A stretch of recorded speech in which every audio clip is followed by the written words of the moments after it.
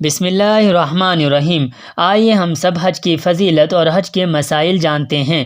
جو لوگ حج کرنے کے لیے جا رہے ہیں وہ بہت بڑے خوش نصیب ہے، ان کے لیے ان تمام باتوں کا جاننا ضروری ہے۔ اور جو لوگ حج کے لیے نہیں جا رہے ہیں وہ بھی اگر ان تمام باتوں کو جان لیتے ہیں، سیکھ لیتے ہیں، تو جو لوگ حج کے لیے جاتے ہیں انہیں ان تمام باتوں کا بتانا بڑا آسان ہو جائے گا۔ حج بیت اللہ کا حج اسلام کے بنیادی 5 ارکان میں سے ایک عظیم رکن ہے، جسے ہر صاحب استطاعت کو تمام عمر میں ایک بار ادا کرنا فرض ہے۔ قرآن کریم میں ہے، لوگوں پر اس گھر کا حج کرنا اللہ کا حق ہے جو شخص اس تک پہنچنے کی طاقت رکھتا ہو، اور جو شخص منکر ہو یعنی انکار کر دیتا ہو، یعنی ساری چیزیں ہیں ان کو حج پر جانے کے لیے لیکن پھر بھی حج پہ نہیں جا رہا، انکار کر رہا ہے کہ میں حج نہیں کروں گا، تو اللہ فرما رہے اس کو معلوم ہونا چاہیے کہ اللہ تعالیٰ تمام جہان والوں سے بے نیاز ہے، یعنی کسی کا محتاج نہیں ہے۔ رسول اکرم صلی اللہ علیہ وسلم نے فرمایا، باوجود استطاعت کے حج نہ کرنے والوں کے بارے میں یہ فرمایا کہ جو شخص حج کی طاقت رکھتا ہو، حج کرنے جا سکتا ہو، ساری چیزیں سہولت ہو، مہیا ہو، جس سے بیت اللہ تک پہنچ سکے، اور حج نہ کرے تو اس حالت میں اس کا مرنا اور عیسائی اور یہودی ہو کر مرنا برابر ہے۔ تو گویا اگر حج کرنے کی استطاعت ہے پھر بھی اگر آپ حج کرنے کے لیے نہیں جا رہے ہیں تو اللہ کے نبی فرما رہے ہیں اگر تم مرتے ہو تو تمہارا مرنا یا تو عیسائی ہو کر مر جاؤ یا یہودی ہو کر مر جاؤ۔ کتاب دیکھیے بخاری شریف۔ اور حج کے اجر و ثواب کے سلسلے میں آپ صلی اللہ علیہ وسلم نے ارشاد فرمایا، مقبول حج کا بدلہ جنت کے سوا کچھ نہیں۔ کتاب دیکھیے بخاری و مسلم۔ مقبول حج کا مطلب یہ ہے کہ اس میں کسی قسم کی گناہ نہ ہو۔ اس کا ترجمہ حج مبرور سے کیا جا سکتا ہے۔ جب آداب و شرائط کی رعایت ہوگی، کوئی لغزش یعنی غلطی نہیں ہوگی تو وہ حج انشاءاللہ مبرور ہی ہوگا۔ لہٰذا حج کے آداب اس کا طریقہ آپ کے سامنے پیش کیا جاتا ہے تاکہ حج مبرور کی سعادت آپ کو نصیب ہو۔ گھر سے روانگی۔ آپ بڑے خوش نصیب ہیں کہ اللہ تعالیٰ نے آپ کو اس نعمت عظمیٰ سے نوازا کہ اپنے مقدس گھر اور اپنے حبیب پاک کے روضہ اطہر کی زیارت کا موقع آپ کے لیے فراہم کیا۔ خانہ کعبہ روئے زمین پر بیت المعمور کے نیچے اللہ تعالیٰ کی تجلیات کا مرکز ہے۔ آپ اس مرکز کی جانب عازم سفر ہیں اور روضہ اقدس رحمت الہی کا گہوارہ ہے۔ یقیناً آپ کا دل اس احساس سے لبریز ہوگا کہ آپ ایک مقدس ترین سفر کے لیے قدم اٹھا رہے ہیں۔ بیت اللہ کا تقدس و جلال اور حرم نبوی کی عظمت و جلال آپ کی نگاہوں کے سامنے ہوگا، اس لیے پورے اخلاص کے ساتھ صرف اللہ کو خوش کرنے کے لیے اور اس حکم کی بجا آوری کے خالص جذبہ کے ساتھ اس سفر پر روانہ ہو۔ وطن سے اس طرح رخصت ہوں جیسے سفر آخرت کے لیے رخصت ہوتے ہیں۔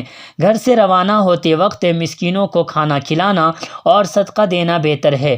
جب آپ گھر سے روانگی کا ارادہ فرما لیں تو 2 رکعت نفل نماز پڑھیں، بشرطے کہ مکروہ وقت نہ ہو۔ پہلی رکعت میں سورہ فاتحہ کے بعد قل یا ایھا الکافرون اور دوسری رکعت میں قل ھو اللہ احد پڑھنا افضل ہے، یا پھر جو سورہ یاد ہو پڑھیں اور سفر کی دعا پڑھیں۔ حج کی 3 قسمیں ہیں۔ حج کی 3 قسمیں ہیں۔ نمبر 1 حج افراد، نمبر 2 حج قران، نمبر 3 حج تمتع۔ پہلی قسم یہ ہے کہ میقات سے یعنی جہاں سے احرام باندھنا ضروری ہے صرف حج کا احرام باندھیں، عمرہ کو حج کے ساتھ جمع نہ کریں۔ اس قسم کے حج کا نام حج افراد ہے اور ایسا حج کرنے والے کو مفرد کہتے ہیں۔ دوسری قسم یہ ہے کہ حج کے ساتھ عمرہ کو شروع سے جمع کر لیں، یعنی حج اور عمرہ دونوں کا ایک ساتھ احرام باندھیں، اس کا نام قران ہے اور ایسا کرنے والے کو قارن کہتے ہیں۔ تیسری صورت یہ ہے کہ حج و عمرہ کو ایک ہی سفر میں جمع کریں مگر اس طرح کہ میقات پر صرف عمرہ کا احرام باندھیں اور اس احرام میں حج کو شریک نہ کریں، پھر مکہ معظمہ پہنچ کر عمرہ سے فارغ ہو کر حلق یا قصر کے بعد احرام کھول دیں، پھر 8ویں ذی الحجہ کو مکہ میں حج کا احرام باندھیں، اس کا نام تمتع ہے اور ایسا حج کرنے والے کو متمتع کہتے ہیں۔ تیسری صورت یعنی تمتع آسان ہے، لیکن جو لوگ احرام میں ممنوع چیزوں سے بچ سکتے ہوں ان کے لیے سب سے افضل قران ہے، یعنی پہلی ذی الحجہ کے بعد مکہ مکرمہ پہنچنے والے حجاج کرام حج قران آسانی سے کر سکتے ہیں۔ حج کے فرائض۔ حج کے فرائض یہ ہیں، نمبر 1 میقات سے احرام باندھنا، نیت کرنا، تلبیہ پڑھنا، یہ تینوں ایک ساتھ ہوتے ہیں، اس لیے ان کو ایک ہی شمار کیا جاتا ہے۔ نمبر 2، وقوف عرفات یعنی میدان عرفات میں ٹھہرنا، یعنی زوال آفتاب کے بعد غروب آفتاب تک ٹھہرنا واجب ہے۔ ایک لمحہ کے لیے ٹھہر جانا یا گزر جانا فرض ہے، لیکن جو شخص 9 ذی الحجہ کو دن میں عرفات میں حاضر نہ ہو سکے، وہ بعد غروب آفتاب یا طلوع فجر آ کر تھوڑی دیر وقوف کرے گا یعنی ٹھہرے گا تو فرض ادا ہو جائے گا۔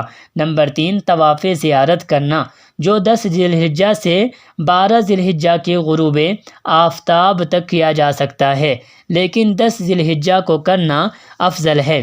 حج کے واجبات: وقوف مزدلفہ یعنی مزدلفہ میں فجر کے بعد سے تھوڑی روشنی پھیلنے تک قیام کرنا یعنی رکنا اور دعاؤں میں مصروف رہنا۔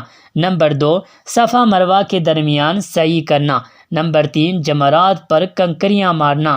نمبر 4، قارن اور متمتع کے لیے قربانی کرنا۔ نمبر 5، بال منڈوانا یا کتروانا۔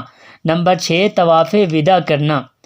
آپ ہمارے چینل سے جڑے رہیں، آپ کو حج کی فضیلت، حج کے مسائل بڑے آسان طریقے سے آہستہ آہستہ معلوم ہو جائیں گے۔ ہو سکے تو ہمارے چینل کو سبسکرائب کر لیں تاکہ نئی آنے والی ویڈیو جلد سے جلد آپ تک پہنچ سکے۔